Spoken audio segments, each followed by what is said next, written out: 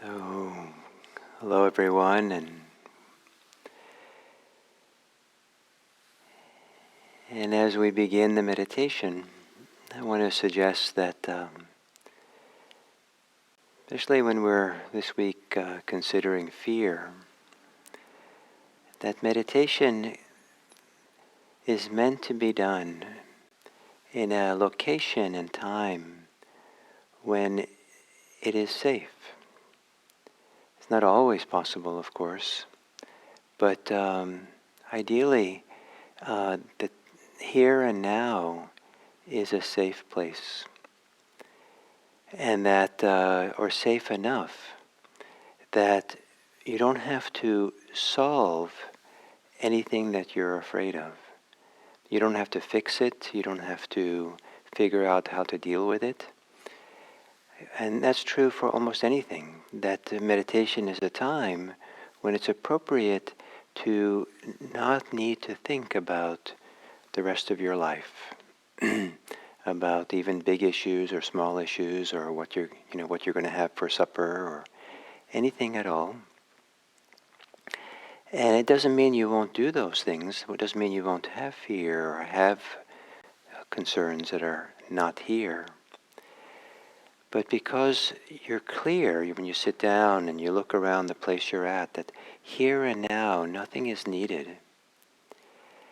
It's the opportunity to look upon what's happening in a new way. And that new way, for some of us, would be to not fix anything, not analyze it per se, not judge it, but to also not to participate in it, to be able to meet our inner life in a new way. And the new way that I'd like to suggest today is maybe not so new for some of you, is to meet yourself, meet whatever's happening with a silent mind, with a quiet mind, a calm mind. Even if you can only manage it for half a second. But the idea is to meet and encounter your experience in a very different way.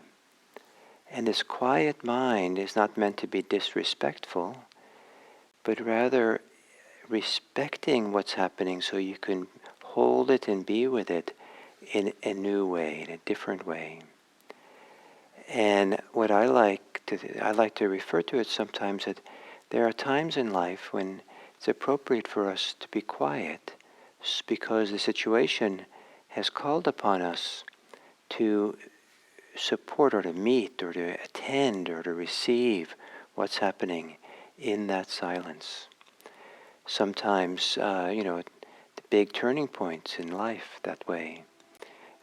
Young children, putting a child to bed, a toddler to bed, and or when they're napping and getting really quiet, going into a library, going to a funeral, going into a sacred space someplace, and we allow ourselves to get quiet, going into a majestic place in nature, and we allow ourselves to get quiet, to feel it and sense what's going on, to maybe sit and have tea and look at the full moon.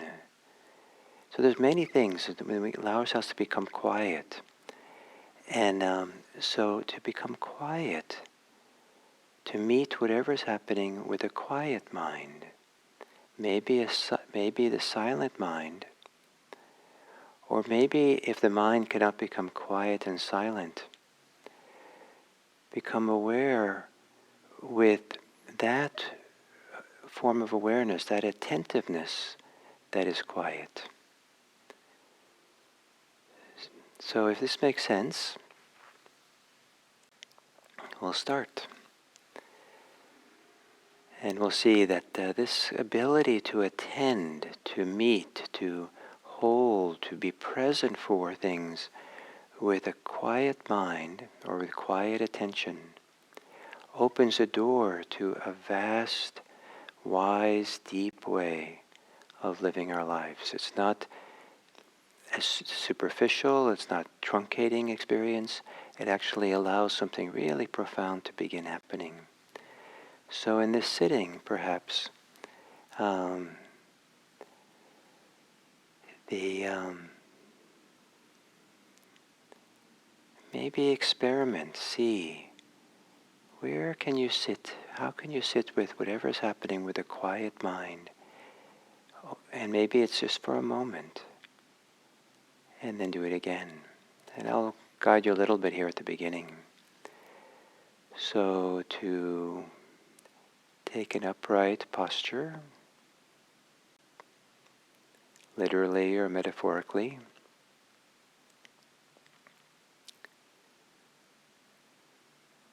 and gently closing the eyes.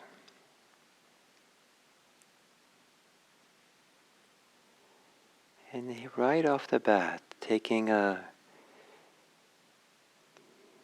caring, respectful scan through your body to feel and sense what's happening for you. And seeing if you can do that with a quiet mind, a silent mind.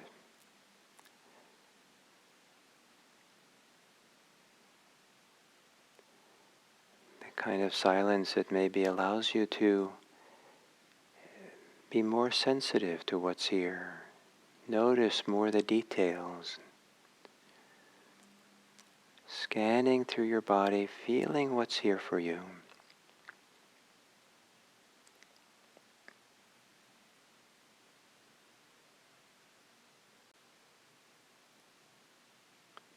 And within this body, taking 2 or 3 deep breaths and relaxing as you exhale.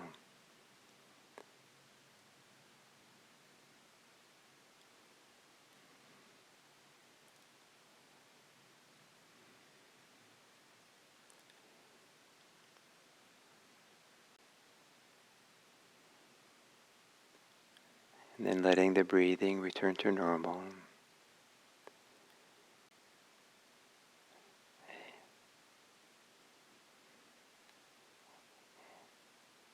And as you exhale, let the mind become quiet. Let go of your thoughts, especially near the end of the exhale. Let it all, the thinking mind, become still and quiet, or feel the stillness and the quiet at the end. And then with that, whatever stillness, calm, quiet you have, feel what's happening for you on the inhale. Feel the sensations of your body, your emotions. Just feel it respectfully, with as much of a quiet mind as you can. Thoughts might return. On the next exhale, let go of your thoughts. And that's the rhythm. Here and now, nothing you need to think about on the exhale.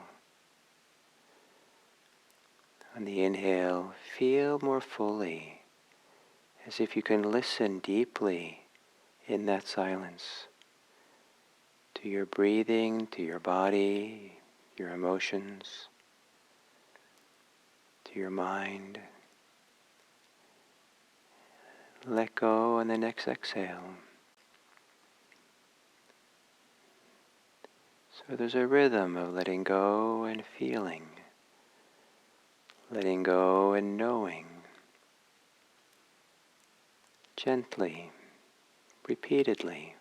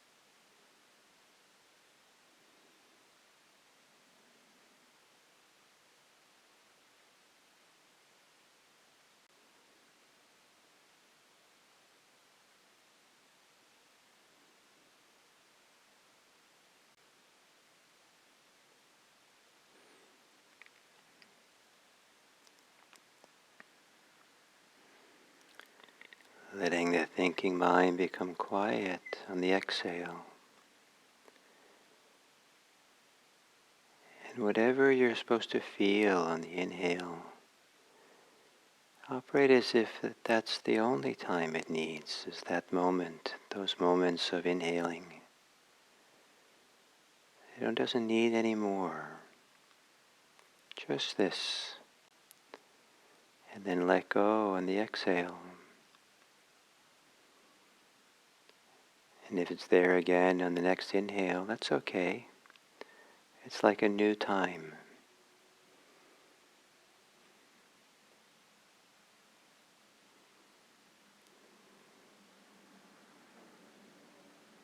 And with the repeated doing this, maybe you'll get into the rhythm of letting go, quieting, and then respectfully feeling and sensing what's happening without thinking much about it.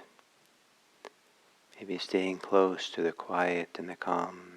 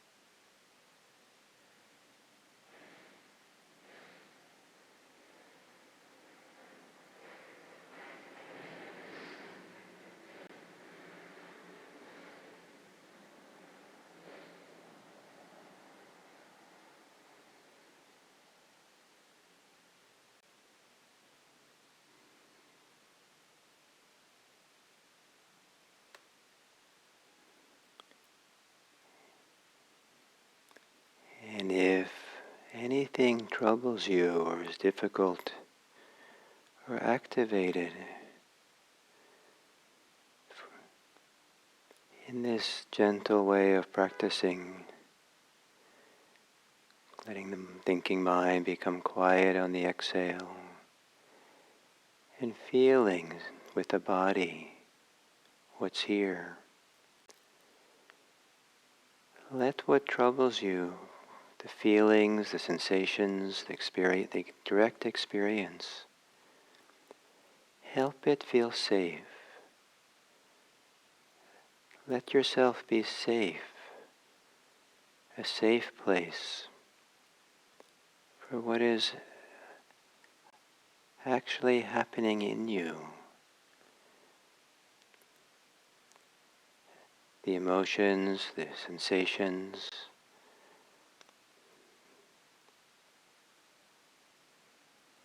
Just quiet the mind so you can more feel what's happening, letting it feel safe.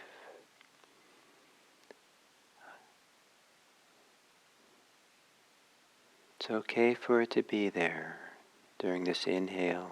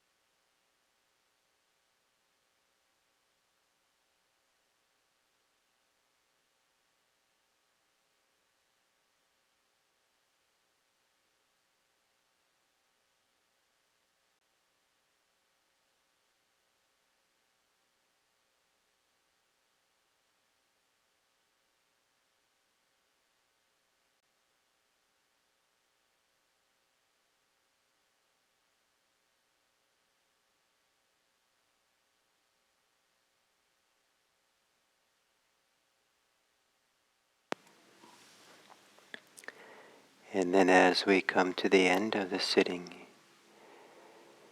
to now on the exhale, let go into the world. As you inhale, take this world in, its joys and its sufferings, challenges, and its wonderfulness. Take it all in, and then on the exhale, let the breath, the exhale, be your kindness, your care, your gentleness. Take in the world and breathe out kindness, care, love, compassion.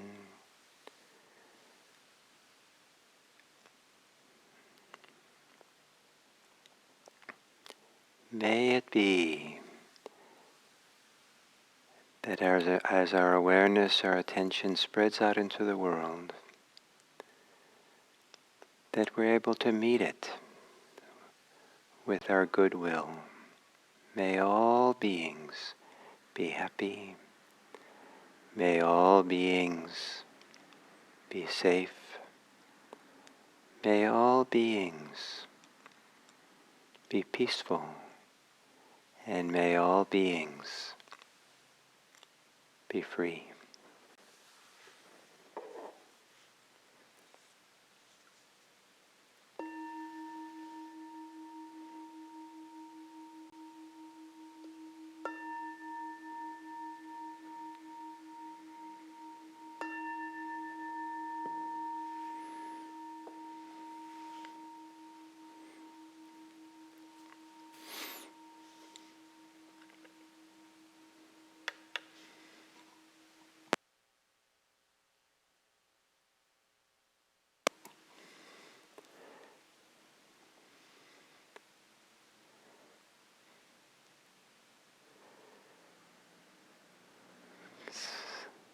So my internet here at IMC started being a little bit not working during the end of that sitting, and but I think that this all worked on YouTube anyway. So it seems to be working again now. So I see all the greetings and thank you. So I'm assuming that it all worked fine for you. And I'll start in a minute again.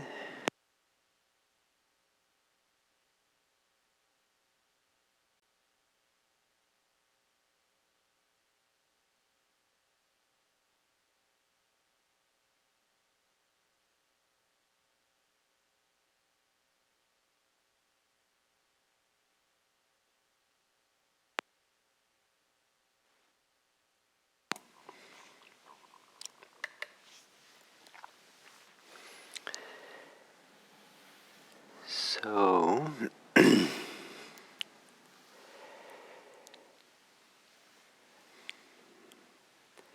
so what I said at the beginning of the meditation is quite important, or quite useful, say it that way.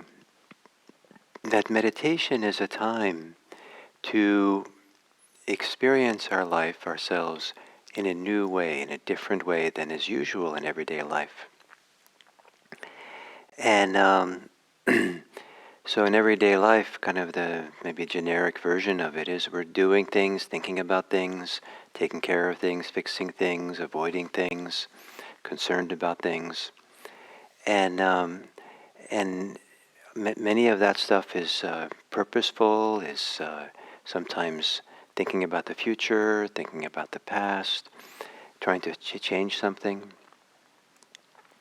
In meditation, the idea is to have a very different way of respecting our life as it's being lived. It's not to deny anything, but in a sense to be present for it in a new way, and maybe a radically new way. And so as we learn this new way of being present for experience, we have available to us all kinds of new possibilities of understanding, of wisdom, of investigation, of questioning our life in new ways, and new ways of allowing a much deeper processes within us to heal us, to unfold us, to grow us in new ways. So the new way, which is an ancient way, I think it can be represented by this idea of meeting our experience with a quiet mind, maybe a silent mind. Meeting our experience to be present for it in a full way with the quietness of a clean window. A dirty window you maybe can't even see out. But when the window has been cleaned, then the window itself is silent. But the window enables us to really then see clearly what's outside the window. So as the awareness becomes quieter, the ideas becomes clearer and we can see more fully what's here. So in relationship to fear, to really be able to find a wise way and a creative way to be with fear and find our way through fear, and this kind of new way of seeing is really useful and important. So when we sit to meditate, ideally we're sitting in a place where here and now is safe. So the building is not burning down, people are not attacking us. It's just, nothing's going to happen within reason. Now sitting here, it's relatively safe. And the reason to have that clarity about the safety of here and now, it might not be safe if you leave your place where you're sitting, it might not be safe in an hour what you're going to do, but where you're sitting, and you become clear, oh, this is safe right now, here and now. The advantage of that is then you can notice that if there is fear, it's not about here and now. And so in a sense, it doesn't have to be figured out. Rather, we want to meet it. Fear is something that we want to respect with our mindfulness, something we want to be present for, not avoid, not fix, not try to attack, but it's a very worthy focus of mindfulness for living a deeper life, a fuller life. And so we want to be able to turn our attention, and when fear is salient, fear is is a strong experience or important enough, to learn to bring the attention, mindfulness, to feel the fear. And it might be that you're sitting in a safe place, but for 30 minutes you're doing mindfulness of fear. And it might be time very well spent. Many people don't really stop and look at fear. The bumper sticker now would be, I break for fear, I stop for fear. Really stop and take a good look at it. What is this here? And the principle that I think is very powerful, or the practice we're trying to do with fear, is when we're able to stop and really feel our fear, feel it in an embodied way, that we're trying to help our fear feel safe. So there might be a real cause for the fear. It might be a real fear out in the world. In half an hour there might be something happening that's dangerous. But here and now in this safe place that we're in, how can we help the fear feel safe? How can we allow it to be there, and so it doesn't have the sense that it's wrong or it's bad, or we're trying to run away from it, or trying to attack it and fix it, like we're supposed to doing the practice in order to get rid of it. If you're doing the practice to get rid of it, if you kind of anthropomorphize your fear a little bit, the fear is not going to be happy. It's not going to be comfortable. It's not going to feel like it has a place. It's going to feel unwanted. It's going to feel unrespected. And so the idea to help the fear feel safe means to allow it to be there as if it now has time in the sun of awareness. As if it's someone's never lived in the sun, it's always been in the dark, and they finally able to come out in the sun, then, it's like, oh, now let me take it in, let me, receive it. And so the sun of awareness, so that as if the fear has never been seen, really not gotten to know. The task is to get to know the fear, to recognize it, to see it, help the fear feel seen, help the fear feel like it's being known. Just like maybe for you, if you're really anxious one day or really afraid, a friend might come sit next to you and say, I see that you're really afraid. I'll sit here with you. Would you like a companion? I'll just, clear the friend is not fixing you or judging you for being afraid, but they recognize it and they're going to sit and be a safe person for you, where they'll just be there with you and can accompany you. And having that company makes a world of difference. So this new way is to accompany the fear, to be with it for a while. And what this does is it allows the fear room to do what it needs to do, to unfold, to relax. Something begins to shift and change when we give that kind of permission for the fear to be there. And to give that kind of permission for the fear to be there and be known, to be accompanied, it does help if we have a quieter mind. It doesn't have to be completely silent, but a quieter mind that's not ruminating and repeating stories and judging and criticizing and all kinds of things, the extra things the mind doing. The thinking mind is just almost like it's just saying, there, I'm here with you. I see you. I'll be your companion. Here, now, let me feel you. Or the thinking mind is very gently saying, where do I feel this in my body? Where does the fear live? Because one of the ways to help the fear feel safe and really be seen is to recognize where it's being most activated in the body. Is it in the belly? Is it in the chest? In the hands? In the jaw? Where might it be? And then bring a careful, loving attention to that area. And the image that I like to use for that is cupping the hands together and holding something from underneath. Just holding the fear. So sometimes I'll imagine my mindfulness, my awareness, is like this two hands that are coming together underneath wherever the fear is located in the body, and holding it, being with it, as if it is allowed to be there forever. And so this is a radical different way of being with fear than most people know. If in doing that, we start to panic, it gets very uncomfortable, the fear, then it's not a useful thing to do. And then maybe we need to do something to settle the fear, to quiet the fear, maybe stop meditating and do something else. But if that you're able to do that, to come and sit and be with the fear, this allows us now to, as I said, allows the fear to process itself, which is often wiser than us processing it. More often than not, the thinking mind is reactivating the fear and perpetuating the fear. So for the mind to be quiet, allows the fear to process itself. And then it also then begins helping us to do deeper mindfulness into the ecology of fear, the different elements of it that are important to also pay attention to besides just the direct experience of the fear. And that'll be the topic for the next couple of days.